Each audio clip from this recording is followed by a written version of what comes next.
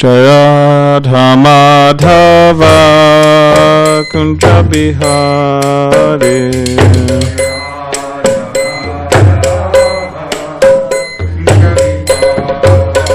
Jai Radha Madhava Kunja Bihari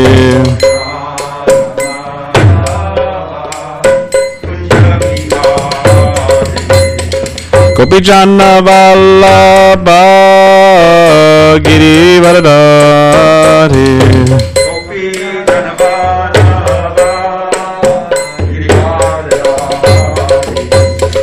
Gopijana Vallabha Girivaradhari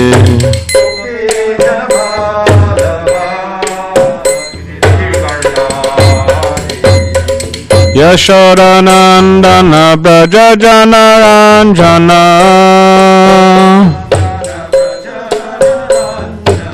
Yashodanandana Brajajana Ranjana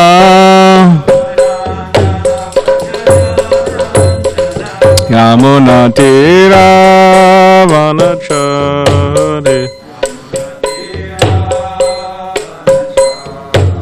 Yamuna Tira Vanachari Jaya Radha Madhava Kunja Bihari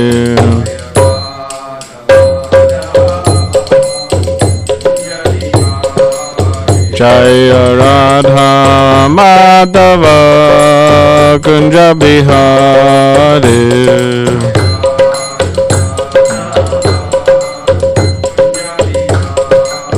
Jaya Radha Madhava Kunja Bihari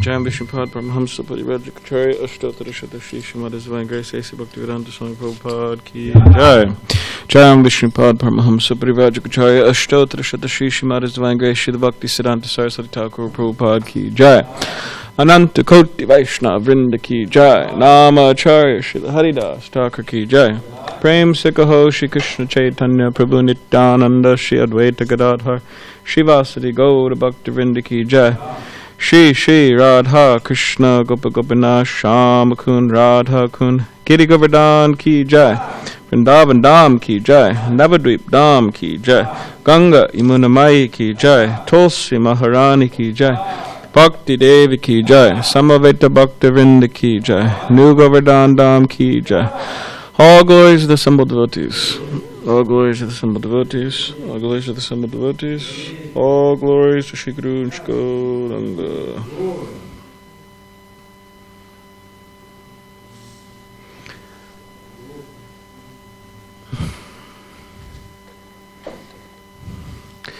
Om Namo Bhagavate Vasudevaya.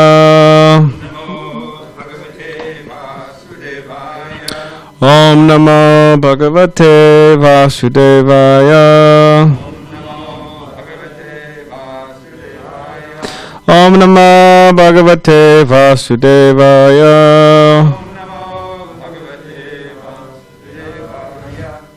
So this morning we are reading from the Srimad Bhagavatam, Canto 4, entitled Creation of the Fourth Order, Chapter 29, Talks between Narada and King Prachinabarhi.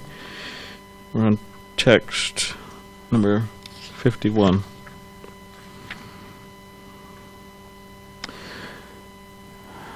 Please repeat after me. Sa vai priyatamash chatmam yato na bayam anvapi iti veda sa vai vidvan yo vidvan sa gurur harihi savai priyatamashtama yatona bayam anvapi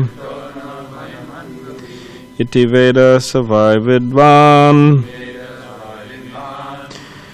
Yo vidvan sa gurur harihi. Savai priyatamaschatma. Yatona bayam anvapi. Iti Vedanta savai vidvan. Yo vidvan sa gurur harihi. Savai priyatamaschatma. Yatona bayam anvapi. Iti Veda savai vidvan. Yo vidvan su gurur harihi.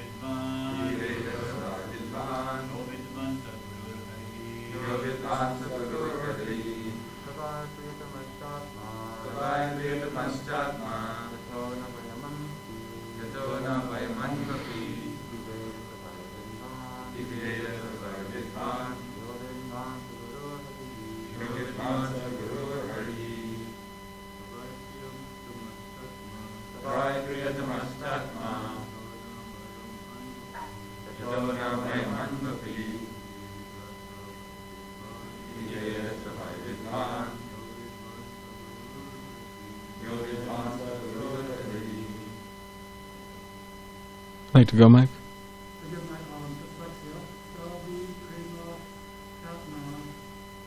Vai priyatamaschatma. Dobayamampi. Veda savai vidvan.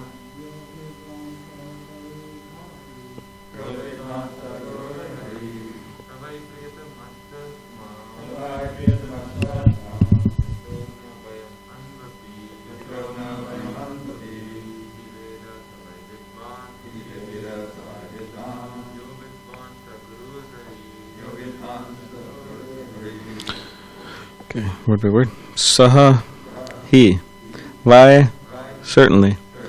Priyatamaha, the most dear. Cha, also. Atma, super soul. Itaha, from whom. Na, never. Bayam, fear. Anu, little. Api, even. Iti, thus. Veda, one who knows. Saha, he. Vai, certainly. Vidvan, educated. Yaha, he who. Vidvan, educated. Saha, he. Guru, spiritual master. Harihi, not different from the Lord. Translation and commentary by His Divine Grace, HG Bhakti Swami Prabhupada. One who is engaged in devotional service has not the least fear in material existence. This is because the Supreme Personality of Godhead is the super soul and friend of everyone. One who knows this secret is actually educated, and one thus educated can become the spiritual master of the world. One who is an actually bona fide spiritual master, representative of Krishna, is not different from Krishna. Purport.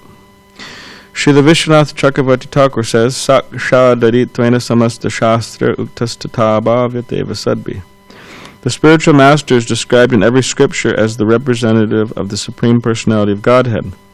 The spiritual master is accepted as identical with the Supreme Personality of Godhead because he is the most confidential servant of the Lord. Kintu Prabhoya Priya Evatasya. The purport is that both the super soul and the individual soul are very dear to everyone. Everyone loves himself, and when he becomes more advanced, he loves the supersoul also. A person who is self-realized does not recommend the worship of anyone but the supersoul. He knows that to worship the Supreme Personality of Godhead is easier than to worship various demigods under the influence of lust and the desire for material enjoyment. The devotee is therefore always engaged in the loving devotional service of the Lord. Such a person is a true guru.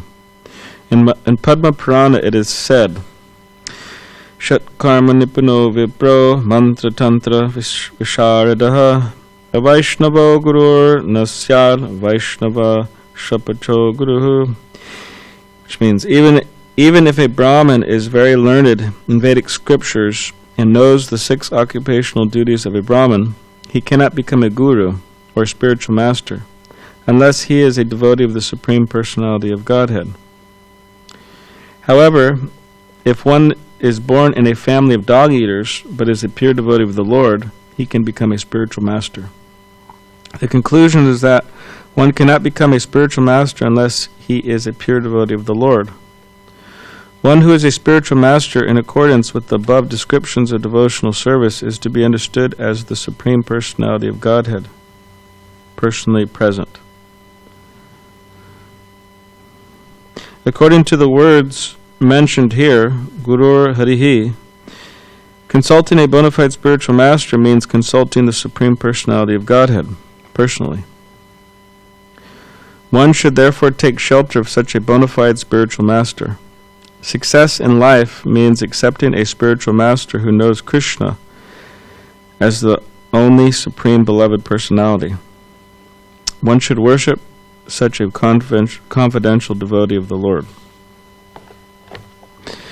Om Gyanatipadandasya Gananjana Shalakaya Chakshulan Militamina Tasmai Shri Gurave Namaha Bukam Karitva Chalam Bangam Langayate Girim Yat Kripatamaham Vande Shri Gurun Diditaranam Vancha Kaupadribishta Kripa Sindhu Bevacha Patitanam Bhavanebhyo Vaishnavebhyo Namo Namaha Jaya Shri Krishna Chaitanya Prabhu Nityananda Shri Advaita Gadadhar Shivasari Gaura Bhaktivinda Hare Krishna Krishna Krishna Hare Hare Hare Rama Rama Rama Hare Hare. Read the translation again. One who is engaged in devotional service has not the least fear in material existence. This is because the Supreme Personality of Godhead is the Supersoul and friend of everyone. One who knows this secret is actually educated, and one thus educated can become the spiritual master of the world. One who is an actually bona fide spiritual master, representative of Krishna, is not different from Krishna.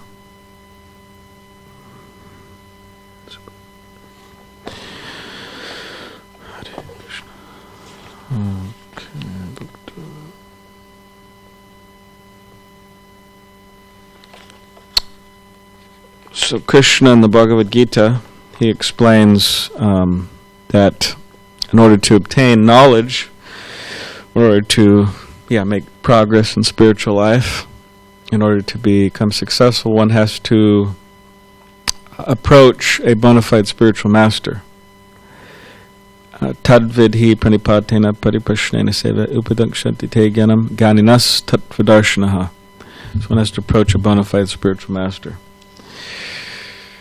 And there's a particular, you could say, bona fide spiritual master who is bona fide, who's authentic, who's a true guru, and who knows, as this verse is saying, he has faith and conviction and realization that that Krishna, the Supreme Personality of Godhead, is a supersoul and friend of everyone.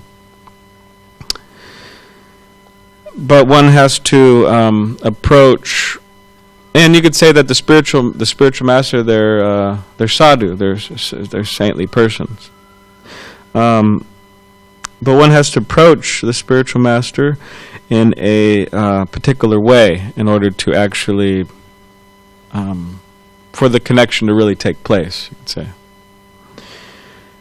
Just like, for example, people, many people, they may, for example, we get some college students here, SGSU college students. They come to the temple, they want to have an interview or whatever, observe the Sunday festival or something like that. So they come and they go, and some devotee may, okay, these are the deities, and they explain the deities, but, they go right before Radhagiridhara and Gauranitai and try to explain. But how much are they actually seeing the deities? Or how much are they experiencing the deities, who they really are, and what's their understanding? I mean, who knows what they think? They think, whatever, so many things. Like one devotee was telling me when he first came to the temple, he grew up in a Christian background, and the first thing he was thinking about, oh, they're chanting all these mantras, what is this? That's kind of strange. And he thought about, idol worship, with the deities. So that's what going on in his mind. So they can't appreciate. Or just like Bhaktisiddhanta Saraswati Thakur, he met with one big professor, I believe, and this professor was apparently in contact with Srila Bhaktivinoda Thakur, Srila Bhaktisiddhanta Saraswati Thakur's father. And this professor would speak with Bhaktivinoda Thakur regularly, and there's some acquaintance there. So then, Bhaktisiddhanta Saraswati Thakur, it's a bit of a... anyways, in essence, he was telling this professor, you don't know Bhaktivinoda Thakur, you don't know Srila Bhaktivinoda Thakur, you've never seen him. And this professor is saying, I spoke with him so many times. And Bhaktisiddhanta Saraswati Thakur, he kept on, in different ways, saying, no, you haven't, you don't know him.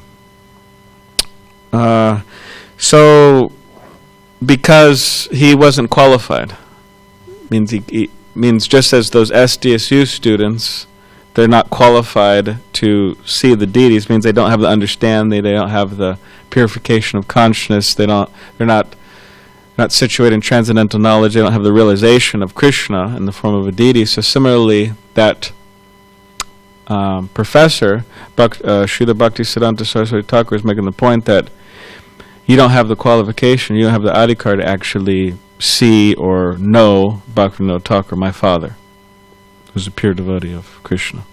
You don't have that qualification. And Krishna makes that point in the Bhagavad Gita also. Another place he says that that I with what's that? That I there's this transcendental you could say curtain, you could say Yogamaya, where Krishna, he doesn't allow himself to be seen or experienced or realized. So, similarly, in relation to one approaching a spiritual master, the same thing is there. Or devotees. We may try to approach them, we may try to develop some relationship with them, and so on. But unless there is a particular mood, unless there's a particular understanding, a particular purification, then we don't have access. We don't have access. We're not actually, we're not actually, the connection's not taking place. So what is it? It says here, Tadvidhi pranipatene paripashnena sevya. This Krishna, he's given us a very clear direction on how we're supposed to approach the spiritual master. Just like another in relation to approaching the spiritual master and having certain conceptions of the spiritual master, Borijan Prabhu explains in his book, Our Glorious Master, how he was in Hong Kong at the time, and they're having him and his wife, Jagatarini, they had a preaching center there, and they were trying to preach to the locals and so on. And Borijan Prabhu, he explains how he was not doing certain things that he knew that Srila Prabhupada wanted him to do. such as the morning program. It wasn't a strong morning program, or if any morning program, and kind of cutting corners and offering food and things like that. There's a list of things. But anyways, he had this whole conception in his mind that, oh, Prabhupada, I'm a disciple of Prabhupada, and Prabhupada's going to be okay with this, and I'm doing it for his pleasure, this and that. In other words, he had this conception of Prabhupada, a particular conception of Srila Prabhupada, and he thought that that conception of Srila Prabhupada that he had, that Srila Prabhupada would be happy with him in his activities. But then, of course, Prabhupada came, and he made it very clear he wasn't happy.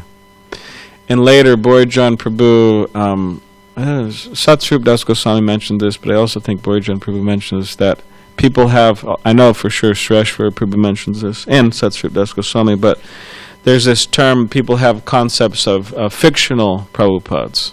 It means it's like something in their mind, and they have some concept of Prabhupada, but it's actually not based in reality. It's not how Srila Prabhupada actually is.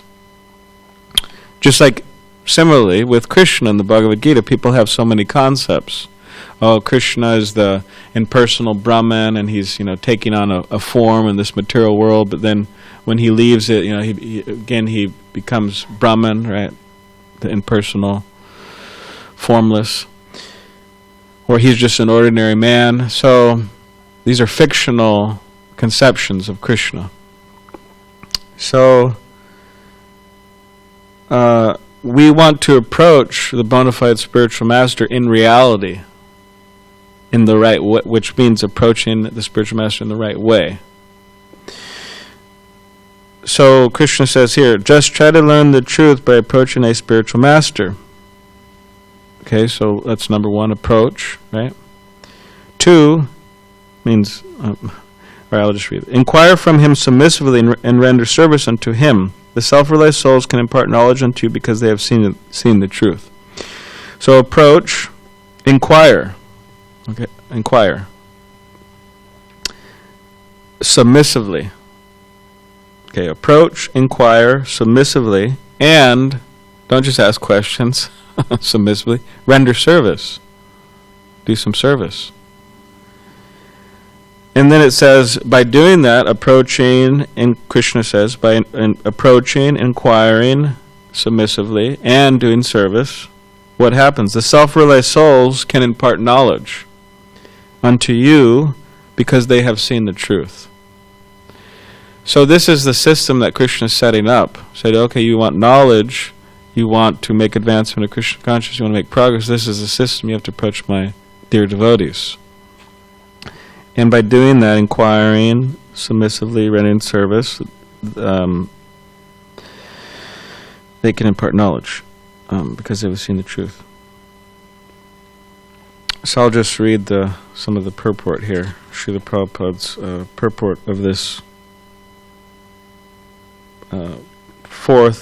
it's in the 4th chapter of the Bhagavad Gita, Transcendental Knowledge, text 34. This Tadvidhi Pranipatena verse. Purport. The path of spiritual realization is undoubtedly difficult. The Lord therefore advises us to approach a bona fide spiritual master in the line of disciplic succession from the Lord himself. No one can be a bona fide spiritual master without following this principle of disciplic succession. So all these big gurus, or so-called big gurus, I'm a guru. Well, if you're not in the disciplic succession, you're just self-made guru. Went up to the top of the mountain and meditated, and Jesus and Muhammad and Buddha and Mahatma Gandhi, whoever came to you in your vision, and this, okay, you're a guru now. That's not authentic. The Lord is the original spiritual master, and a person in the disciplic succession can convey the message of the Lord as it is to his disciple.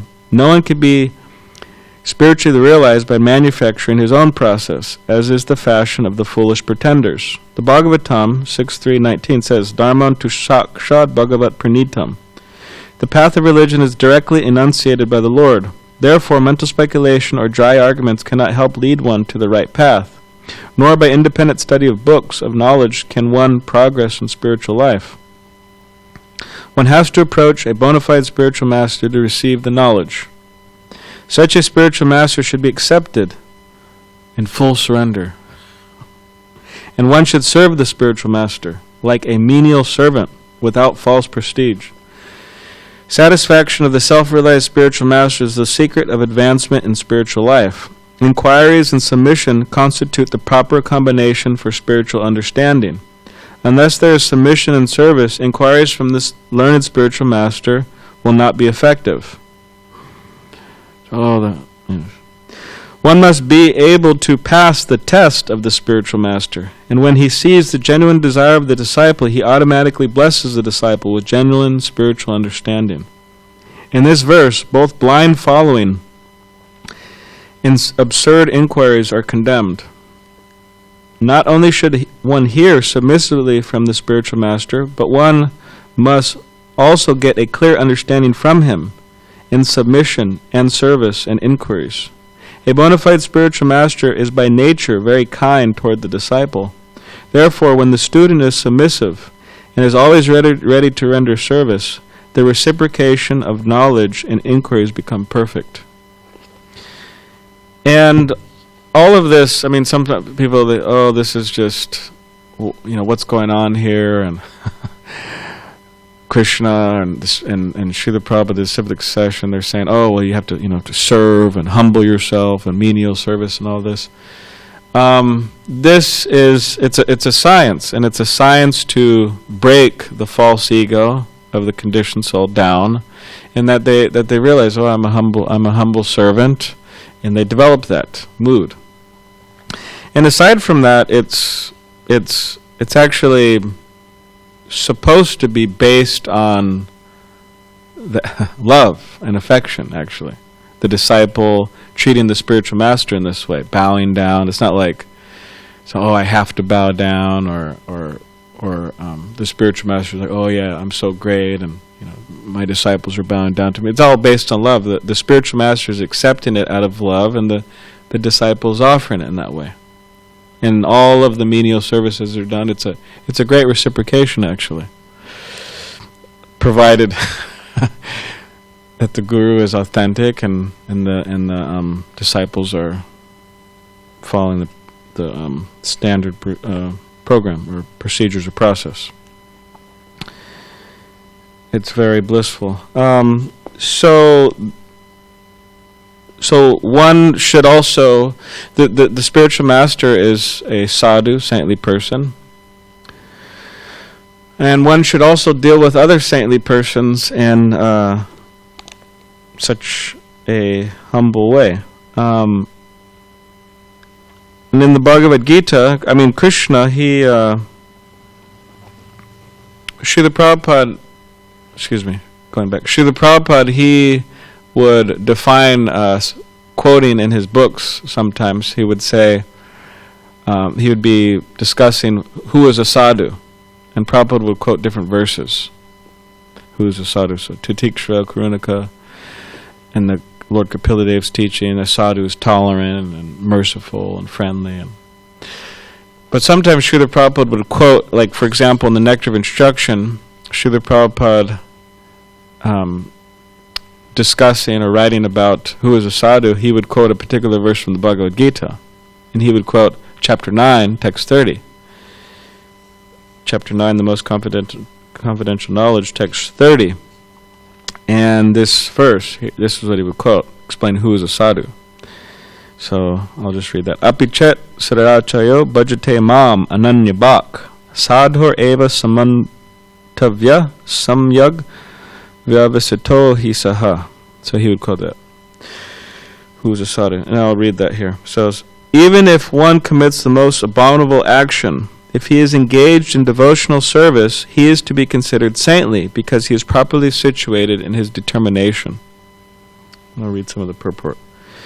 Purport. The word sudarachara used in this verse is very significant, and we should understand it properly. When a living entity is conditioned, he has two kinds of activities. One is conditional, and the other is constitutional. As for protecting the body or abiding by the rules of society and state, certainly there are different activities, even for the devotees, in connection with the conditional life, and such activities are called conditional. Besides these, a living entity who is fully conscious of his spiritual nature and is engaged in Krishna consciousness or the devotional service of the Lord has activities which are called transcendental. Such activities are performed in his constitutional position, and they are technically called devotional service. Now, in the conditioned state, sometimes devotional service and the conditional service in relation to the body will parallel one another. But then again, sometimes these activities become opposed to one another. As far as possible, a devotee is very cautious so that he does not do anything that could disrupt his wholesome condition. He knows that perfection in his activities depends on his progressive realization of Krishna consciousness. Sometimes, however, it may be seen that a person in Krishna consciousness commits some act which may be taken as most abominable, socially or politically. But such a temporary fall down does not disqualify him.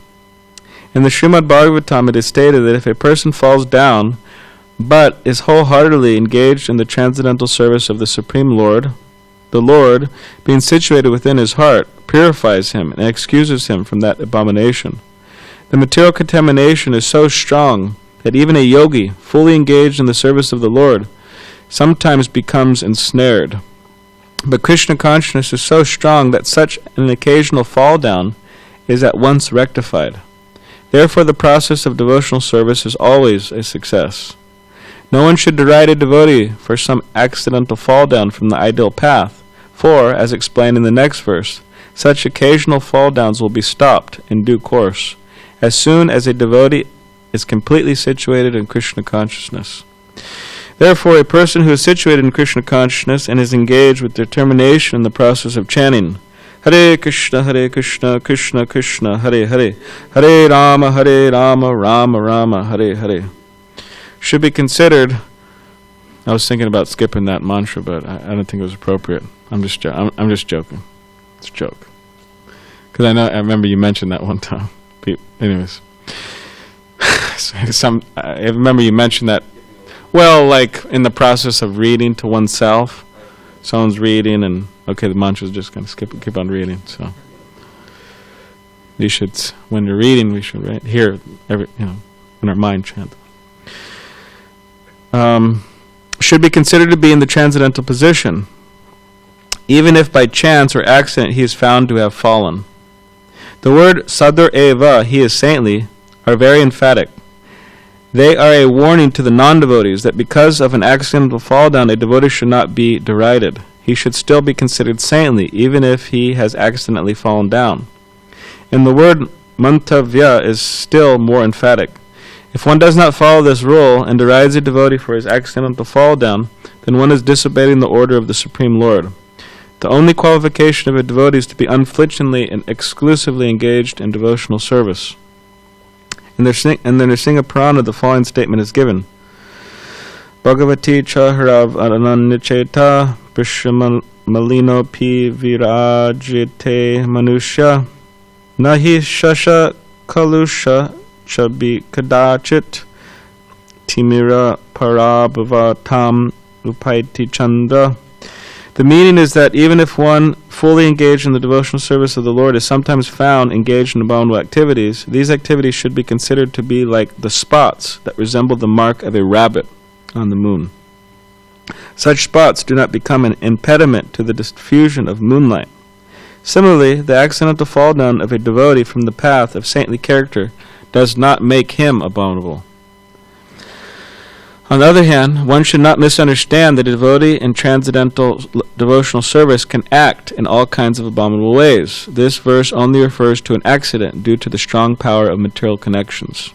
Devotional service is more or less a declaration of war against illusory energy. As long as one is not strong enough to fight the illusory energy, there may be accidental fall downs.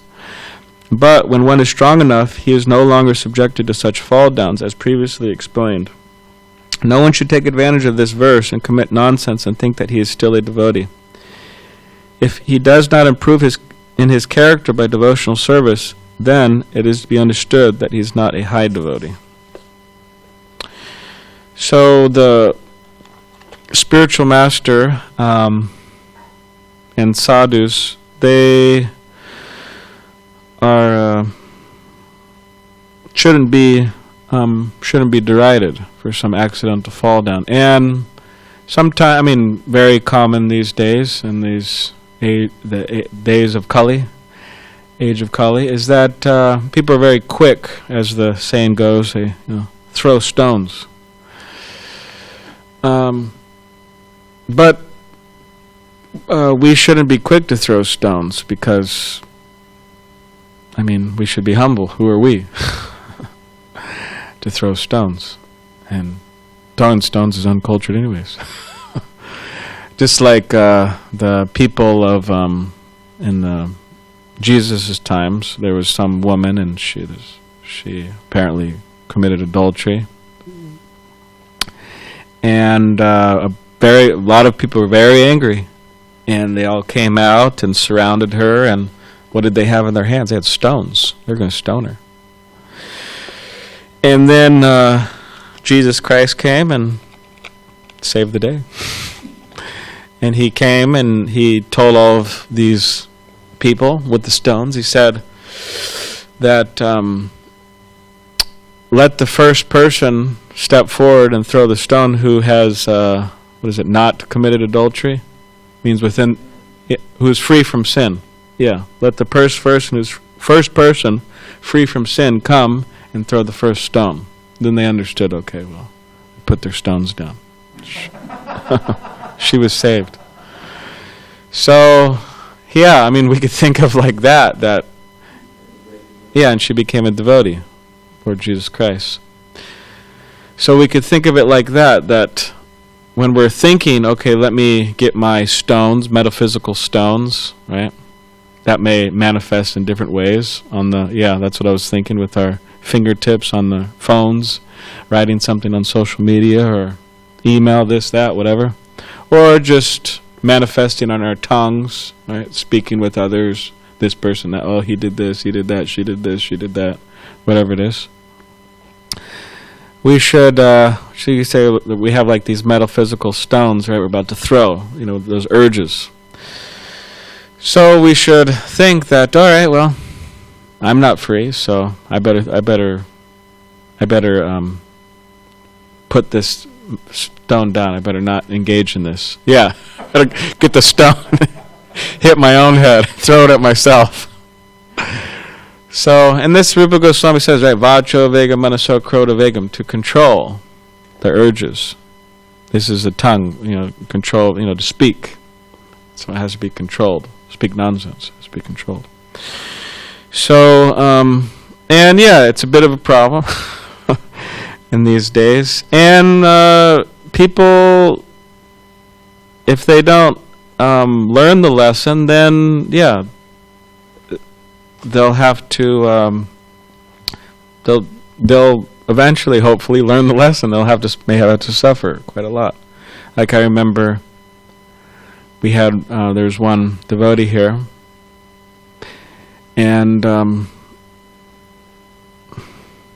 anyways, there happened to be a sannyasi here at the time. Now of course Chaitanya Mahaprabhu says, it's in the Chaitanya Charitamrita, right, if a sannyasi does anything wrong, or even sometimes people imagine they do things wrong, but if a sannyasi does anything wrong, it's just like a spot of ink on a white cloth. So you can't, means people, they really focus on it. When you see that ink on a white cloth, people really focus on it. So they focus on that fault. Which, there was one brahmachari, when he was a brahmachari, he said, oh yeah, when I was a brahmachari, my dhoti, I could get, turmeric and this and that. People don't really notice it, but, I get put on my white cloth and immediately it's seen. But, so anyways, the sannyasi was here, and we were out here on the patio, we were all taking lunch together, the sannyasi and myself and this other devotee, devotee. And then, towards the end of the meal, or whenever it was, the sannyasi, he let out a belch, burped. And, he didn't say like, oh, excuse me, or, anything like that. He just, let out the belch, and, and then I I could see that this bhakta, or this devotee, he was really disturbed, actually. And I just, the sannyas out of bed, whatever, that's what he wants to do, fine with me. So, but there's other devotees, they're really disturbed. He kind of had this look on his face, and he brought it up to me later. He said, I can't believe he did that, excuse me, and, nothing like that, like, what's going on, And I was like, well, at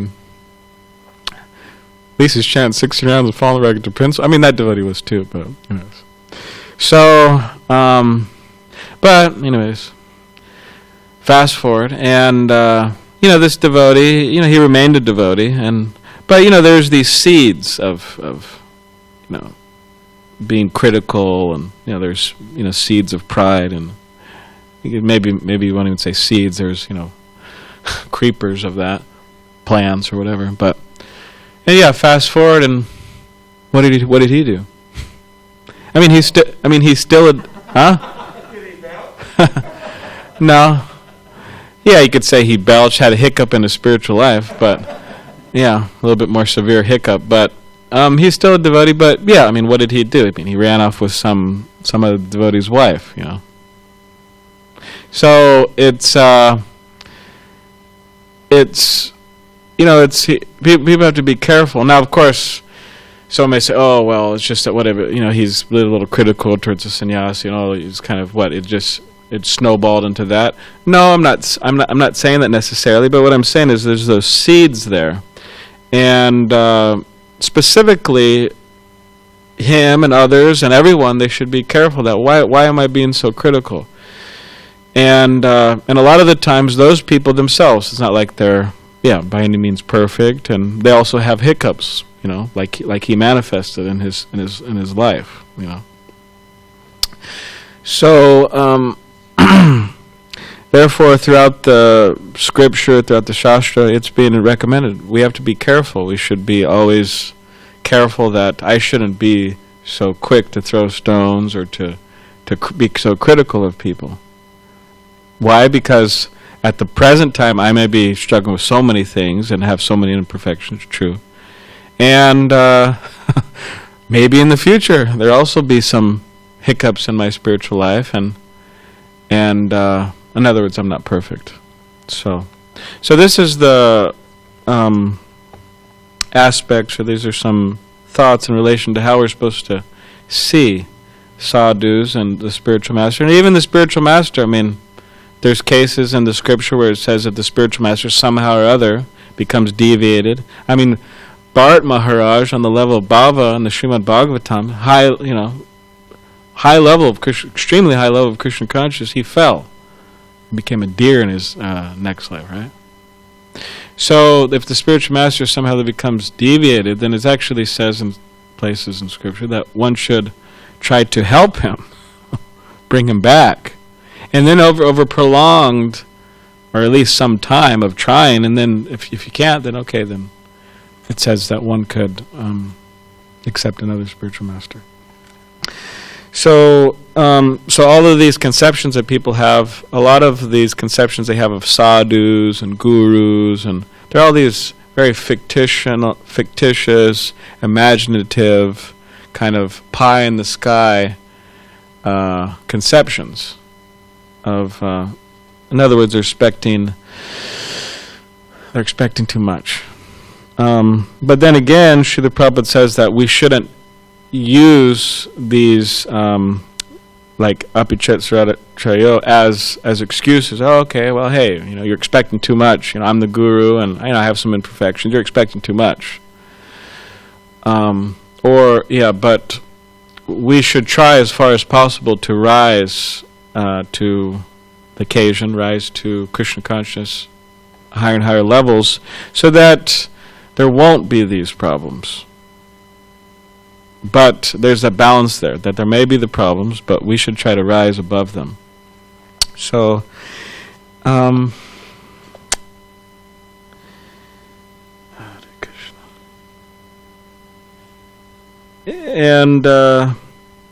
also here, this is another aspect of Brahman, right? It says they may be expert in scripture and knowing 6 occupational duties of a Brahman and so many things, but if they're not a devotee, then they can't be a guru. But even if a person is born in the family of dog eaters, but if they're a devotee, then they can be a pure. But if it says family of dog eaters, but as a pure devotee of the Lord, he can become a spiritual master. So all of these verses, they're indicating that we need to rise above all of these mundane conceptions of who could become a devotee, who is a devotee, and if they're a devotee, or if they're a pure devotee, or if they're a spiritual master, if they're sadhu, they can't commit any faults. Well, yeah, sometimes they do. So we have to rise above all this, and in this way, we'll be pleasing. We'll actually make advancement, and we'll be able to please Krishna by having these different concepts and acting on them. So, anyways, I'll stop. Whoops, I'll stop there. Anybody have any comments?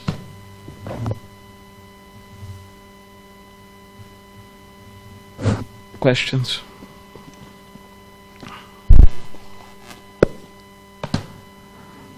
You're welcome.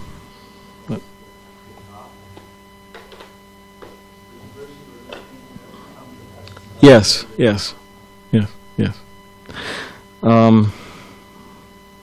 Maybe you could.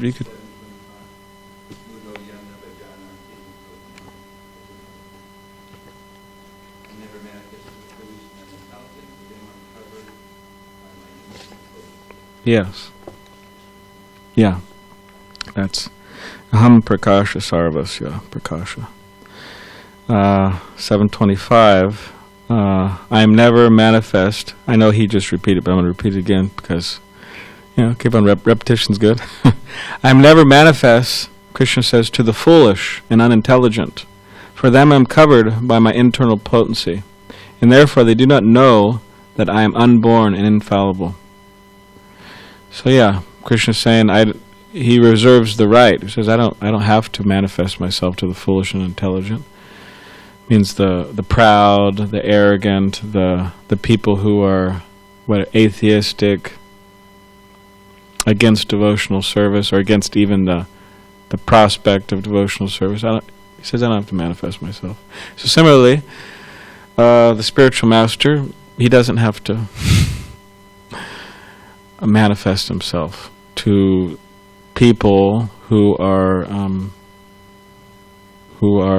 foolish, unintelligent, or just not properly approaching. So there's like a process of knowledge. That's the point. There's a process. Yes.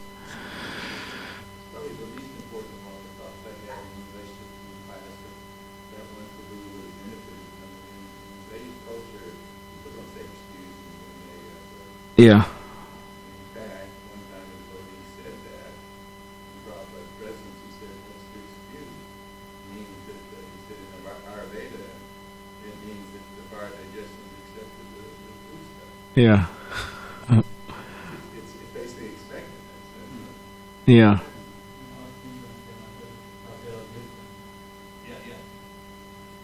Yeah, when Balaram made that point, I was just thinking the same. It's a cultural difference, Vedic culture is one concept. Modern culture, they take it differently. Yeah. I mean, Tirthamaraj mentioned that to me one time. He said that he appreciated sannyasis who would do things like that, actually. Because what kind of thing? like things like not be like belch and not, there's a few people around and they may In-house. Yeah. Well, they may he didn't specify Tirthamaraj. He was just kind of on a personal note. He was saying, he said a sannyasi, he used the word he said a sannyasi, that what are they trying to do? Impress people, or he used the word sexy.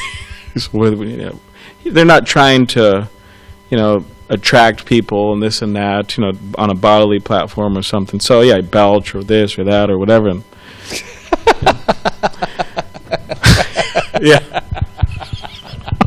exactly.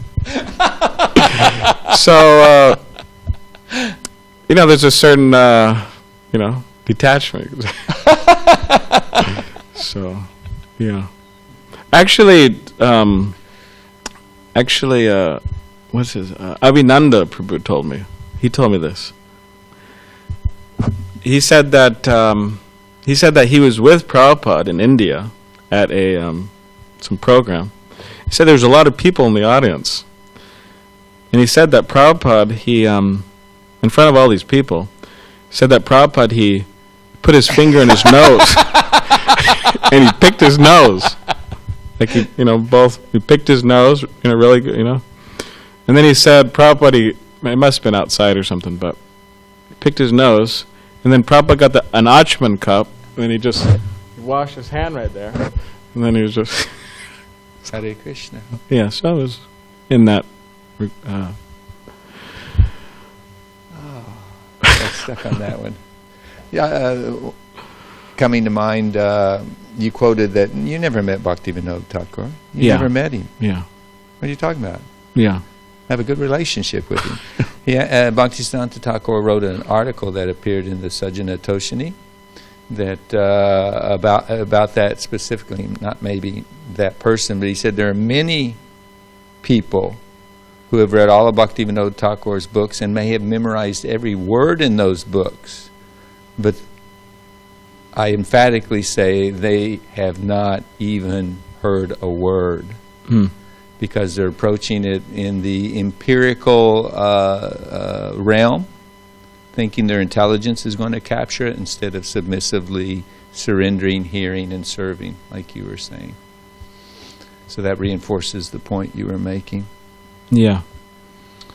And there was one other, it didn't really get brought up in your class, but I think it's very relevant in the current atmosphere.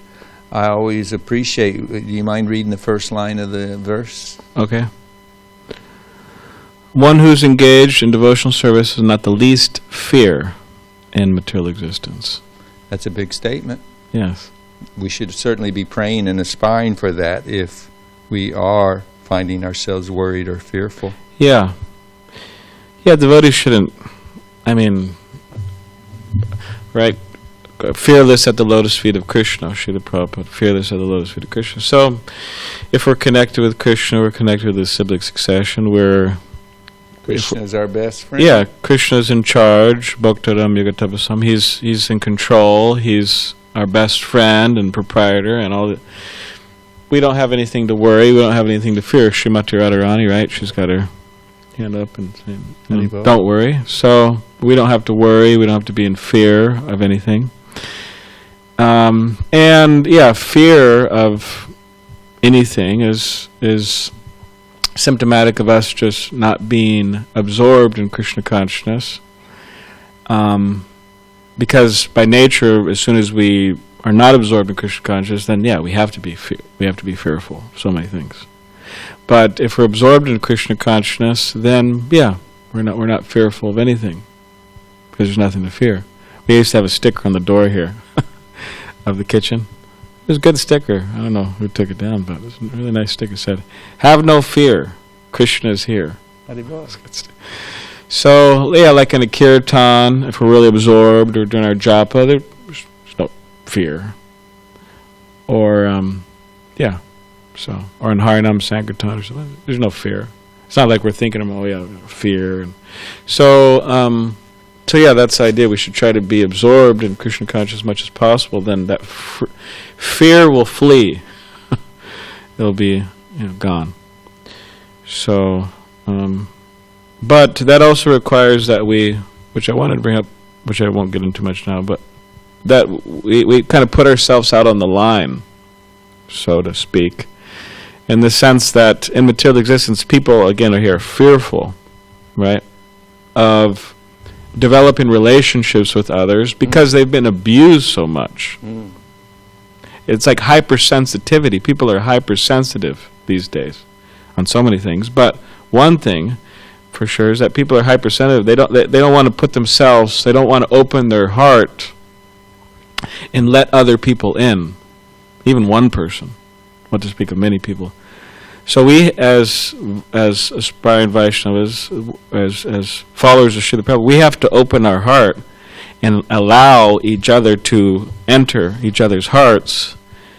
That's what it means to be in a relationship with each other, not be fearful, oh, okay, I'm going to close off my heart because this person might cheat me, he might abuse me, he might this, and so many things that we've experienced in material existence. And aside from people cheating us, which has probably happened, and abused and so many things, we've actually cheated ourselves and abused ourselves and self-destructive habits and so on. So there's this whole trust problem. But we have to just throw our hands up, right, and just really enter those relationships. And yeah, there may be some, that's a risk we have to take. There may be some, whatever, there may be some cheating, there may be some, there may be so many things, but what are we going to do? Just hide away. So that's an important aspect, and that's also in relation to the spiritual master. We have to be very open with the spiritual master, and oh, this person's going to cheat me. We have to have faith in the Vaishnavas. So, yeah. All right. What do you think, Alex? You have something? No. Mike has something.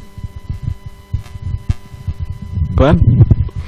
So you were talking about how there's some people that were not qualified or purified to see the spiritual master, devotees. Yeah.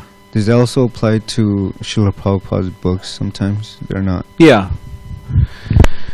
Yeah, it applies to Srila Prabhupada's books. People aren't allowed access, you could say. I mean, of course, Krishna, the spiritual master, the Vaishnavas, they want everyone to have access. It's not that they don't want that, but due to a lack of piety, due to so many things, too much absorption in the modes of material nature, then people don't have access. Like it says that, right, you're trying to ignite the fire of Krishna consciousness. So you could have a wet piece of wood, a soaking wet piece of wood.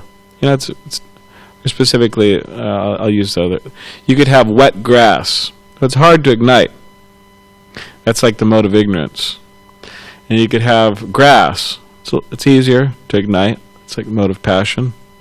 And then you have dry grass, straw, very easy to ignite. You just throw a match in a stack of dry grass, it's just going to ignite. So mode of goodness is like that. If someone's more in the mode of goodness, then it'll be easier for them to be Krishna conscious. That's why Prabhupada is recommending mode of goodness. One devotee told me that, he said that what mode is nature is a treean. Is a treean. You know what he said? What did they guess? What the person said?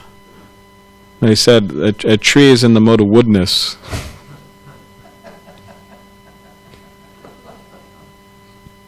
Mode of woodness. Goodness, woodness. Anyway, so to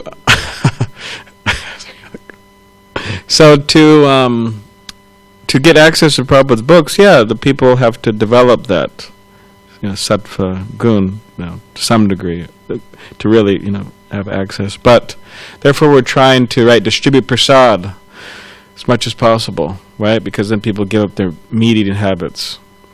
We're trying to through the holy name, distribute as much as possible. To people come to the temple and so on. Whereas they get that association, and then gradually they start waking up and slumber, and they start waking up. It means getting out of more and more out of the modes, and then they'll start understanding more. So yeah. Thank you, Balaram. Okay, thank you, Glenn. All right, Jai. Grantaraj Srimad Bhagavatam ki jai.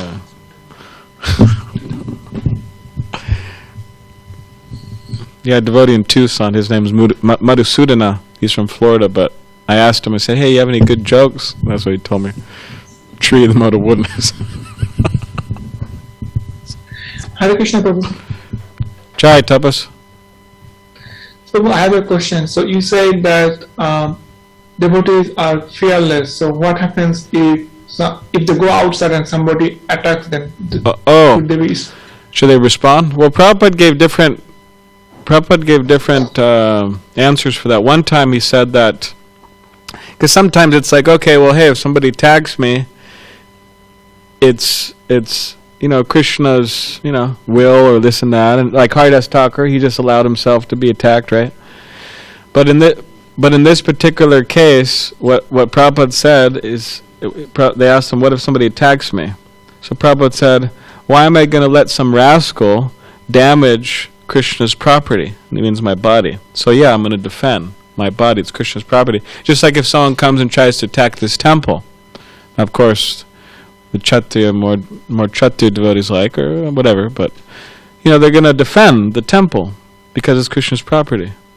So that's what Prabhupada said. Why am I going to let some rascal damage Krishna's property, the body? So you can fight back. And especially the Kshatriyas, they like to hear that.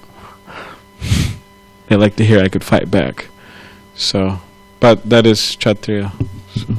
Call out to Nrsimhadev minimally. Call out to Nrsimhadev. Yeah. When you're fearful, when the Brajvasis are fearful, that's what they do. They call out to Krishna. Yeah, Narantara Prabhu, he said that he was distributing books and all of a sudden he feels something on his back. It's a knife. I mean, imagine a knife at your back. And the guy's not joking around, It's like, it's not so fun or something.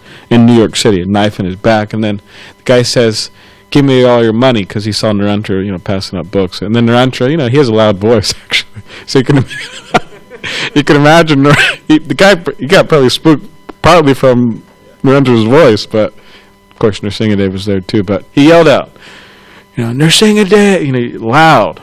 And then the guy, he took off, just scared. And Narantara, he has a lot of Shakti and loud voice too, spiritual, so it's a combination.